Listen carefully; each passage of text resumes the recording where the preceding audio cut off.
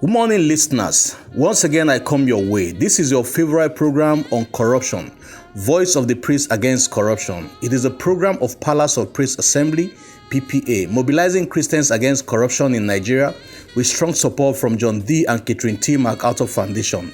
My name is Oche Ocheme, and I'm your host on this wonderful radio program. Today, I'll be looking at Christians in politics and the challenges of corruption.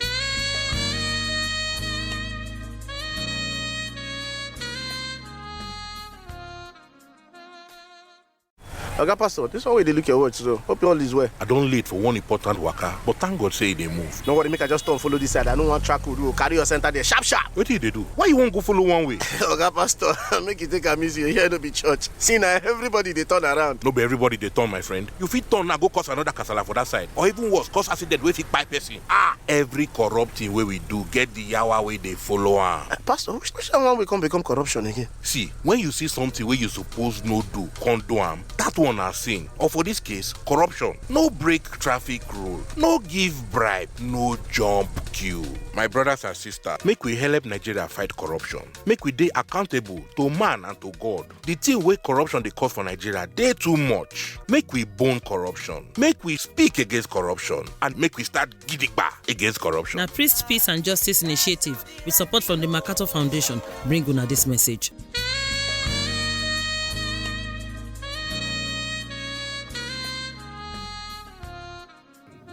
My guest is Dr. Cosmas Ilechukwu. Dr. Ilechukwu is the General Overseer of Charismatic Renewal Ministry Incorporation, which has over 600 branches in Nigeria and around the world. He's a gifted teacher of the word and has been in ministry for over 30 years. He has a BSc in microbiology from the University of Ife, now Obafemi Awolowo University, a postgraduate diploma in public administration from Imo State University, a master's degree in leadership from West African Theological Seminary, and doctorate in ministry in transformation leadership from Beck.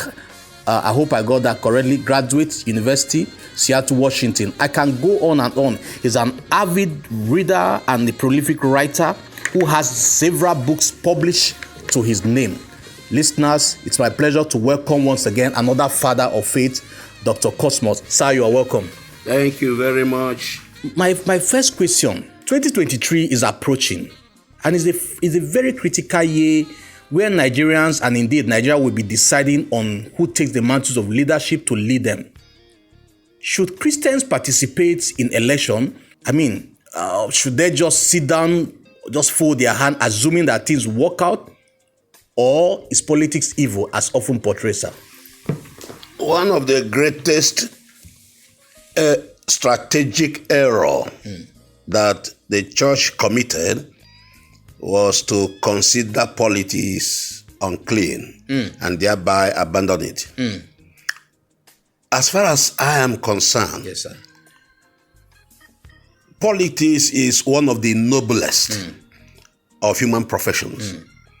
And the quality of human beings that should engage in politics will be the very best in our society. Why is it so? The government takes decision on behalf of the rest of us. Yes, sir. They think on our behalf. They decide for us. They manage our commonwealth. If you get bad people in there, so we need our best brains. We need our most hardened individuals. We need our honest people. And I can assure you that some of these are going to be supplied from churches. So the church must wake up and embrace politics. And not just embracing, make political process mainstream church activity. Thank you so much, sir. I may be young, but I think it was one of your sons, Reverend Alex Babao, I can't remember, who once opened my eye to that when Elijah was leaving, God asked him to anoint 3 people. Jehu, Elisha, and then one other person. 2 of the people he anointed were political leaders. Yeah. And then the other one was spiritual. Now, how can the Pentecostal community harness the potential of the church to ensure good and effective leadership, sir? The first thing is what your organization is doing. Yes, sir. Bringing enlightenment and awareness. To be fair to the people. Yes, sir. Many of the church leaders do not understand politics. Very true, sir. They don't understand the dynamics involved. Very true. They are critical education. Yes, sir. And that's number one. Number two, haven't done so. Those leaders so enlightened and so empowered Yes, sir.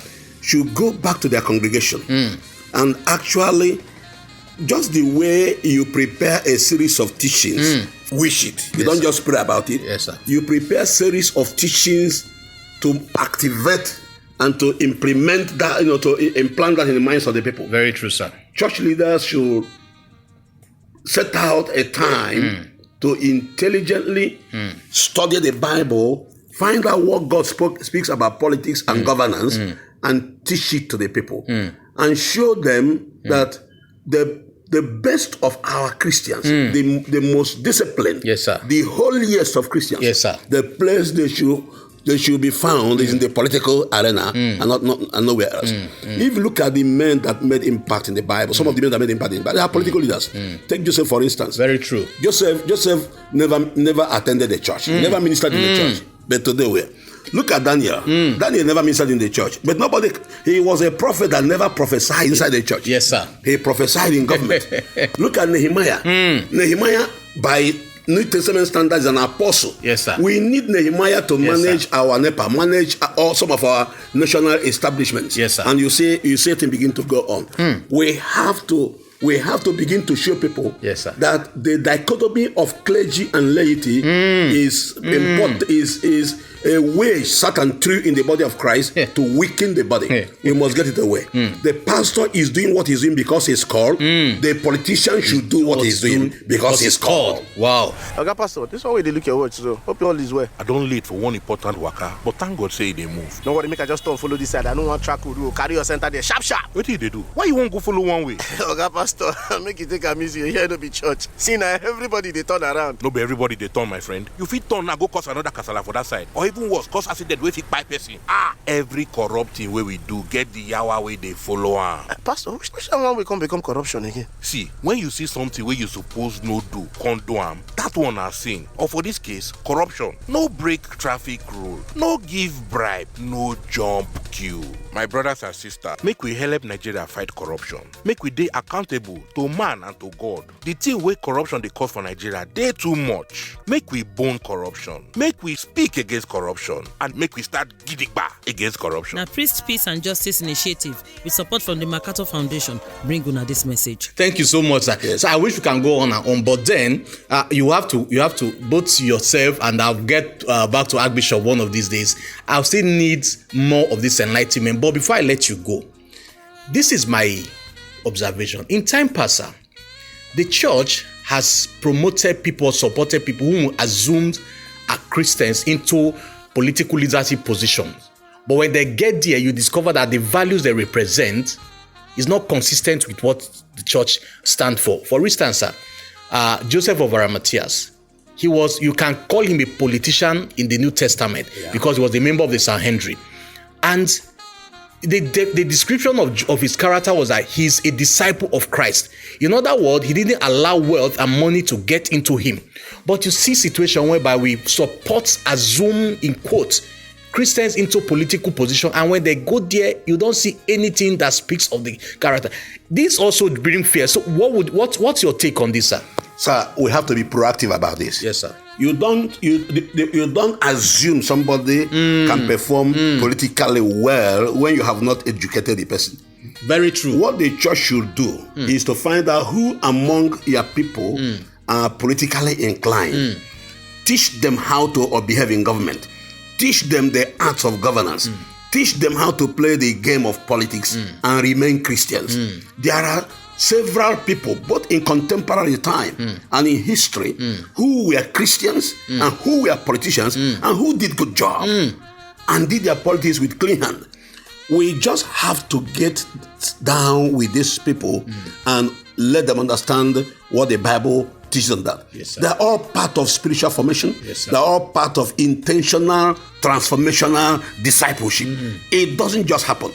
It is intentionally programmed and deliberately pursued. Thank you so much, Doctor. Honestly, I wish we could go on and on, but because of time. And listeners, as the doctor, I want your word of commitment. Can we reach out? Because, I just know both you and the good Archbishop have a lot. The young generation, we need to learn so much from you people. That is just a simple truth. Can we call on you any other time, sir? Anytime, if I'm free, yes, I'm available. Yes, sir. Yes, sir. Thank you so much, listeners. And that has been another voice from another father of faith on our program today. Till I come your way next week, you can reach us on all our social media handles. Twitter at Peace Priests, Instagram at Peace Justice, Facebook, facebook.com/PPJ Initiative. Website ppj.priestassembly.org. You can reach us on our website as well as phone number on 090-1733-2905. I'll take it again. 090-1733-2905. Until I come your way next week, my name remains Ochemezation Corruption. If God called me, if God called you, let's do the right thing, no. Stop corruption. Hey, whether you be pastor, church worker, let's do the right thing, no. Stop corruption. Hey, youth leader, member, let's do the right thing, no. Stop corruption. Be an example that the world will follow. Let's do the right thing, no. Stop corruption. We as a church, we are the church, oh, let's do the right thing, no. Stop corruption. Whether you be pastor, church worker, let's do the right thing, no. Stop corruption. Youth leader, oh, member, let's do the right thing, no. Stop corruption. This message is brought to you by Priest Peace and Justice Initiative with support from the MacArthur Foundation. Yeah. Why my people just suffer? Corruption. Why we know we get like corruption? The rich be getting richer, the poor getting poorer. Tell me what's the reason? It's corruption. Corruption. But I will never be corrupted. Corruption. But I will never be corrupted. I'm in the building, about to get this colon. Some of these ladies think we're foolish. So